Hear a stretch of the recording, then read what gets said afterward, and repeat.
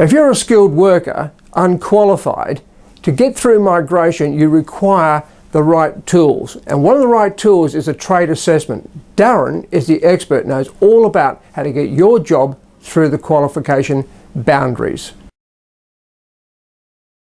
What Australian Trade Assessment is all about is we are a middleman between you as the international client and some of Australia's largest and most recognised registered training organisations. Now, some of those partners include the master builders for the construction trades, and they also cover the metal.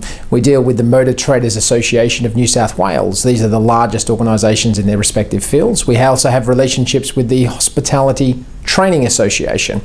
So this is all cooks and chefs and pastry cooks, etc.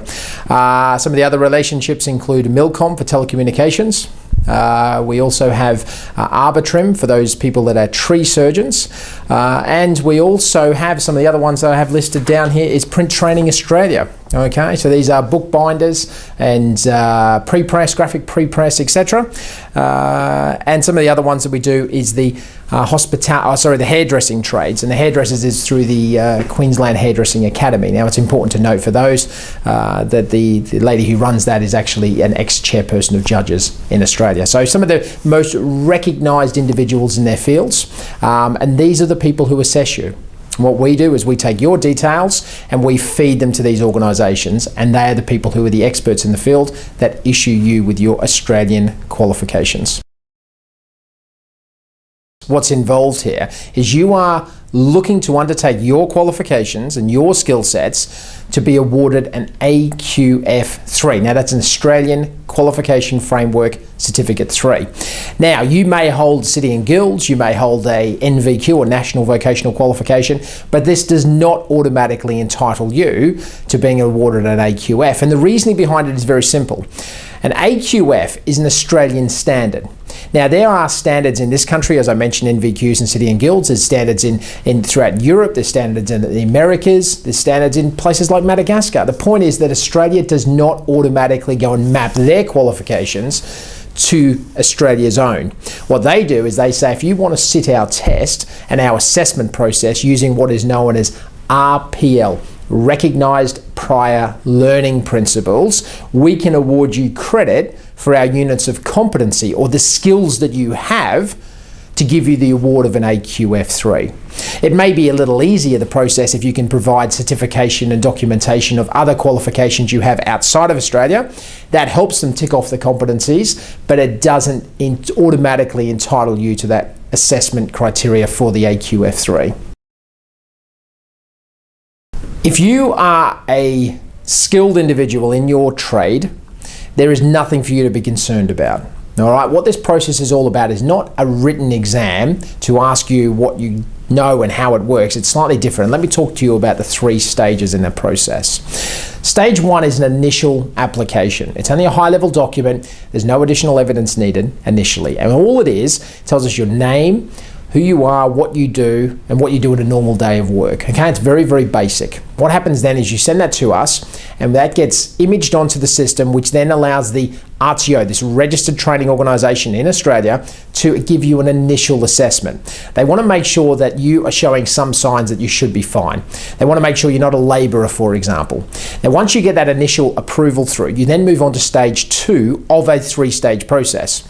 Stage 2 is what's called a competency profile.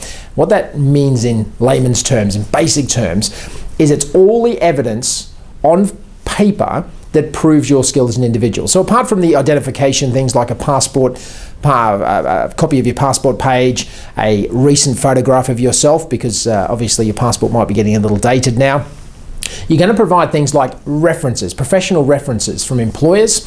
You could provide some photographic evidence about some of the jobs you've done. You could provide an accountant's letter. You could provide training documents, certificates, things you've accumulated over time. And what will happen is once we have that evidence, that is then sent on to the RTO for assessment. And if they're happy with it, they'll progress you to stage 3. Now, this is the important part. What happens with stage 3? It's termed a competency conversation. It's an interview, and it's an interview which is usually facilitated over live and recorded video assessment technology.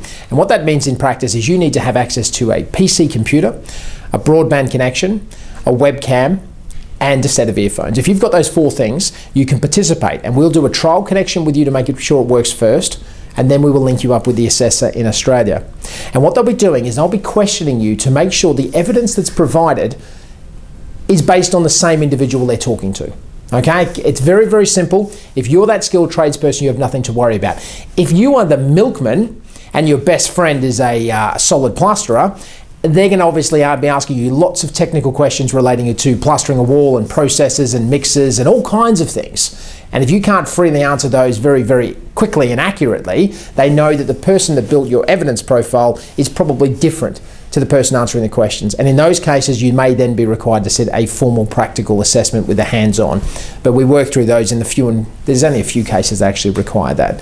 So to answer the question there, if you are a skilled tradesperson, and as long as you've got a 4 years minimum experience, then we can assess you. Everybody goes through that formal process, but the one thing that is slightly different is for the hairdressers. The Queensland Hairdressing Academy have instructed me, and of course I have to act on the instructions of these RTOs. I have to do what they say and how they say to meet the Australian standards.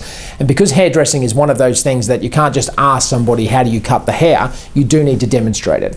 And the way you demonstrate that is you do need to have that feed with a live model, and you'll be required to do a haircut in a commercially viable time frame and to a good standard, okay? And that will be in front of the assessor. So that's one example where you move straight to practical assessment. But for the rest of the processes, it's only if the assessor deems it necessary will you need to do a practical. Now that practical can also be done via the live video stream if you can set that connection up. And if it can't, I'm afraid the only way you can actually prove that to the Australian organisations, because it's not Australian trade assessments that will issue your qualification. It will be issued directly from Australia. And you may need to actually fly to Australia to finish or complete your process. But remember, that is in very, very, very few set of circumstances, and it's where you can't demonstrate your skills via an interview. All right, but for the hundreds of cases we've punched through, we haven't seen a need for this, particularly in the UK market. The process that we operate basically in 3 stages. We have a service level agreement with all our clients. Stage 1 is assessed within 7 days of receiving it. Stage 2 is within 7 days of receiving it. And stage 3 is within 6 weeks. But most of the time, you know, we just had a client just recently who actually passed through the process in less than 8 days, start to finish, but they had all their evidence ready. And we can work with you. If you have a critical age coming up, critical situation in your migration plans, we can process as quickly as we need to, but you still must provide the first class documentation that's necessary to prove your skill on paper. And that's often, folks, what takes a little bit of time to build. That can take some clients, a couple of weeks or sometimes a couple of months. It really depends on how quickly you want to go.